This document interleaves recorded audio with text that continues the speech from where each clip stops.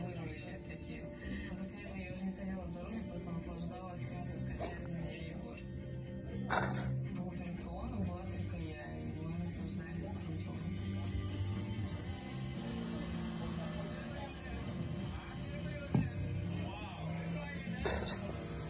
Мы увидели верблюдов, подъехали к ним поснимать.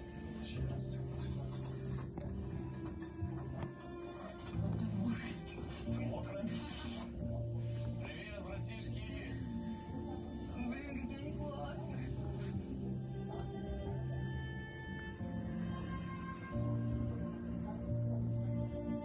Я вот здесь прям вот свободу чувствую. Спасибо тебе за пустыню.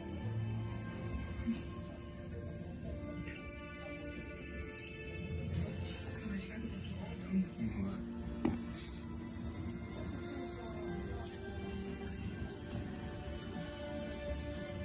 Как-то внезапно мы так с ней как поцеловались. Я просто потянулся, как обычно, чмокнуть ее и сказать спасибо. И как-то вот все срослось.